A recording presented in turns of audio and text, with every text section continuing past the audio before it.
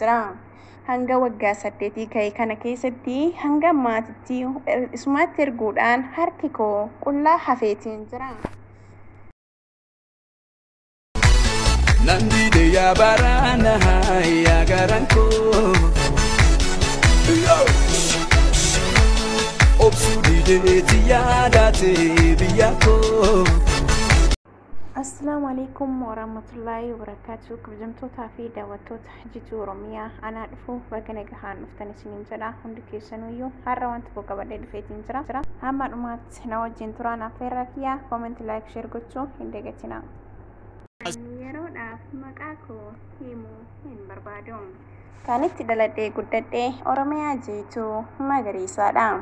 Ammaaf kanan jiraachaa jiru biyya Ormaati. Egaa waan na mudate tokkoon uummata biraan gahadhee uummata irraa furmaata argadha jedheen yaadee gara keessan dhufe. Hayyeekaa jireenya keenya keessatti wanti nama hin mudanne anas ta'eesis hin beekamu. Kanaafuu haala jireenyaa koo keessatti wanti na mudate wanta uummata biraa furmaata naaf ta'u yoo ta'e malee kan na ol tahe hedduu na rakkiseedha.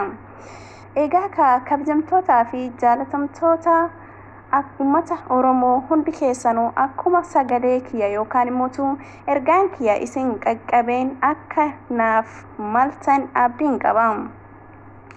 Jireenya koo keessatti wanti na mudate wanta ilma namaatiin adda hin taane ta'us garuu anaaf adda naaf ta'eera.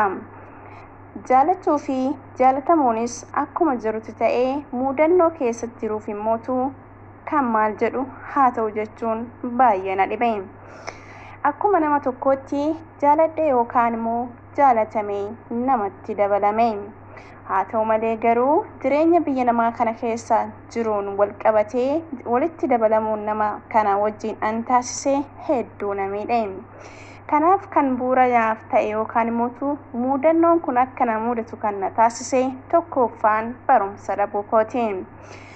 Iddoo maatii kee wajjin jirutti yeroo umriin kee barumsaaf ta'utti an maatiidhaaf ishee hangafaa waan ta'eef jennaan maatiidhuma koon gargaaru irratti hin dabarse.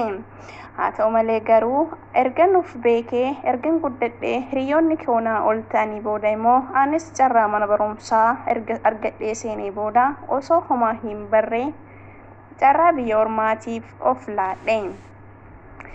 Dogongora kiyya guddaan barumsaallee osoo hin baratin waanumayyuu hundaa osoo hin baratin dursee of kennuudha. Egaa anis garuu ta'ullee jireenya biyya namaa kana keessatti wanti addaa kan na mudate jiraachuu baatus akkuma nama kamiittuu sooshaal miidiyaa kanaan nama tokkotti makameetiin ture. Haa ta'u malee garuu maatii kootiif eeyyamamaa osoo hin ta'in an maatii koo dirqisiise. Guyyaa muraasa yookaan immoo turtii yerootiin booda ergumaan wantan hojjedhee fi wantan dalage hundumaa isatti kennuu jalqabee booda natti of jijjiire. Egaa anillee jijjiirama isaa kana hubannollee dhabuuyyuu fageessee yaaduu waan hin danda'uuf tokko akkuma nama kamiittuu xiinxalee yookaan yaada hubannoo fagaachuu isaa jijjiiramoo isaa kanarra kaa'e. Ergumaan akkasitti irra godhee hubachuu jammaree booda jijjiiramni isaa kun anaaf natti dukkaneessaa kan dhufedha. Egaa anillee akkuma nama kamiittuu dogoggoree wantuma hundumaa waan hoggaa ammaa jiru kana hundaayyuu dalageen osoo maatii kootiif hin kennin isatti kennuun jalqabe.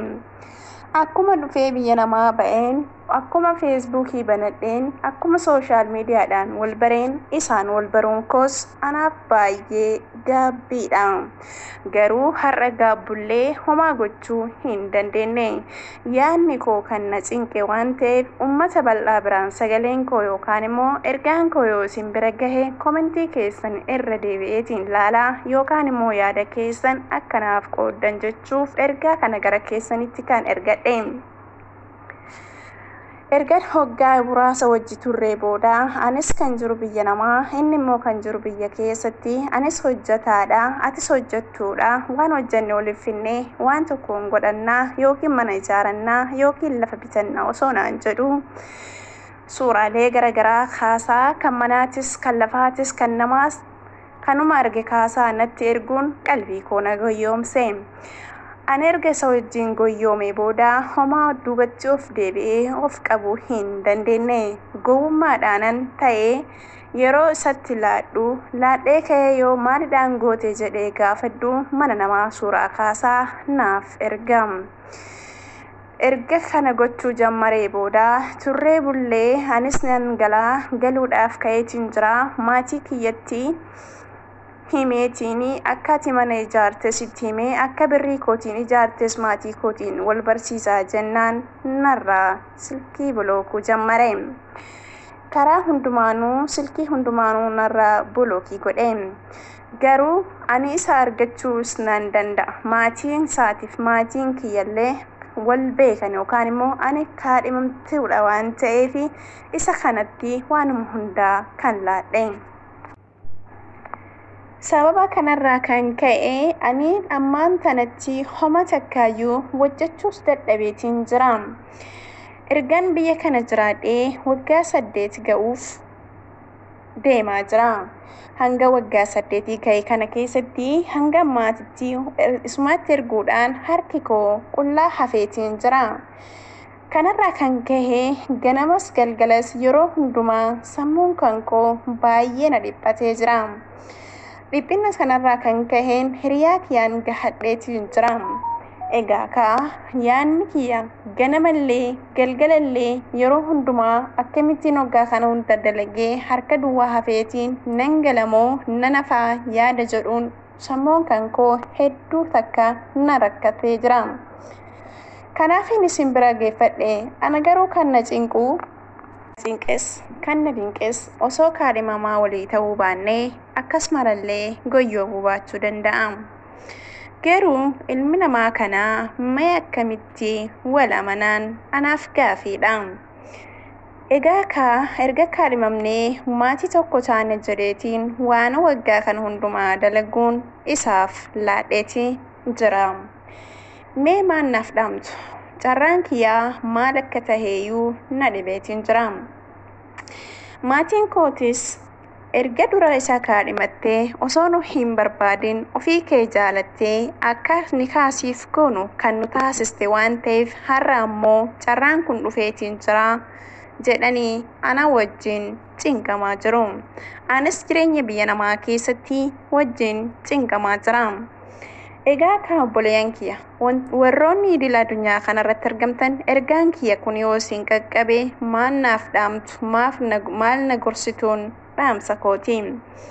Egaa kan obboleeyyan kiyya asumaaniin anis kanin isiniin jedhu akka jiituutti kanan dubbachaa jiru sagaleedhaan kan isiniin gurra buusaa jiru mee maal jettuun isheen garuu haa miidhamtuu malee waanuma hundumaayyuu erga nikaa karaa seeraatiin godhattee booda kan goyyoomatteedha. Anis maal naaf dhaamta maal naaf himta kan jedhu irratti ani kanarratti homaa dubbachuus homaas hin beeku. Haa ta'u malee garuu namni tokko erga walitti makamee booda wal amanuun immootu dirqama jedheetiin amana. Kanaafuu ammas darbee hin qabu waan ta'eef atis aariidhaan waan biraa keessa osoo hin seenin obsa horadhu yeroodhaaf waan na jijjiiramu yoo ta'e aariitiidhaan waan biraa keessa seenuu osoo hin taane gorsaanis amalaanis nama qabanii deebisuun ni danda'ama waan ta'eef jireenya biyya namaa kana keessaa galuun keenya hin oolu waan ta'eef guyyaadhuma galteen wal wajjin taatanii wal jijjiiruu dandeettu. Kanaafuu ammaaf cinqii keessa jirtu wajjin cinqii mana namaa keessatti cinqamaa asaafis yaada kan keetiin cinquu osoo hin taane obsa horadhuun dhaamsa kiyya. Hayyee obboleettitiyya jabaadhuun siin jedha. Isinillee warroonni sagalee kana dhageeffattanii ergaan ishee kun gurra isiin bu'e komentii keessanii fi yaada akka jijjiirtan abdiin qaba isiniin jedha. Hamma ammaatti wajjin turuu keessaniif turtii gaarii isiniif haa ta'u. Horaa bulaa deebanaa. Baay baay. Nandide ya barana ya garanko Obsudide ziyadate biyako